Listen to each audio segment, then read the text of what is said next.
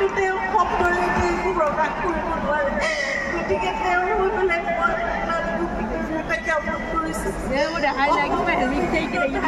আপোনালোকে একগোট হৈছেহি তেওঁ সেই যাত্ৰাত পুনৰবাৰ মৰম শ্ৰদ্ধাঞ্জলি জনাব তেওঁ থকা সময়তো আপোনালোকে যিমান প্ৰাপ্য তাতকৈ বহুত বেছি দিছে সেইকাৰণে তেওঁ 30 বছৰত যিমানখিনি মানুহে হয়তো 100 বছৰতো কৰিব নোৱাৰে তাতকৈও বেছি কৰি কাম কৰিব পাৰিব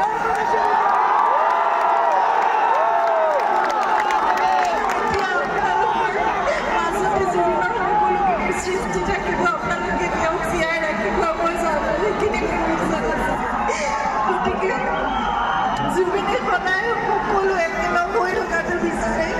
সদায় শান্তিৰে সদায় সুস্থিৰ সদায় শৃংখলাবদ্ধভাৱে তেওঁ সংস্কৃতিৰ বাট মুকলি কৰিব বিচাৰে আৰু আজি দেখিছোঁ ইমান জাতি জনগোষ্ঠী যিমান সাম্প্ৰদায়িকতাৰ কথা যি চলি থাকক আজি দেখিছোঁ সকলোৱে তেওঁক যি ধৰণে মৰম আৰু সন্মান জনাইছে সেয়া চাগে অসমত আকৌ এবাৰ কেতিয়া দেখিবলৈ পাম নাজানো কিন্তু যিমানখিনি মৰম আপোনালোকে দিছে সেয়া জুবিনে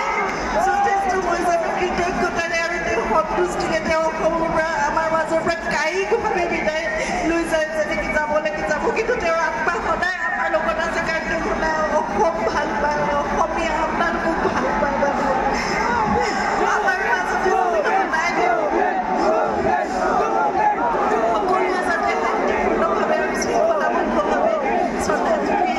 যিখিনি আয়োজন কৰিছে যিখিনি কাম কৰি অসমৰ মাননীয় মুখ্যমন্ত্ৰীয়ে আজি দিল্লীলৈ গৈ তেওঁ নিজে প্ৰথম তেওঁ ছিংগাপুৰৰ পৰা আহি পোৱাৰ পিছত ৰিচিভ কৰিছে তেওঁক শ্ৰদ্ধাঞ্জলি জনাইছে গতিকে মই অসম চৰকাৰ মই প্ৰশাসন আৰু আৰক্ষী আৰু ৰাইজক বিশেষকৈ আপোনালোকক সকলোকে পুনৰবাৰ অন্তৰৰ পৰা কৃতজ্ঞতা জনাইছোঁ জুবিনক আপোনালোকে এনেদৰে মৰমেৰে সদায় জীয়াই ৰাখিব আৰু নতুন প্ৰজন্মৰ মাজত জুবিন সদায় থাকিবলৈ ভাল পায় গতিকে আপোনালোকৰ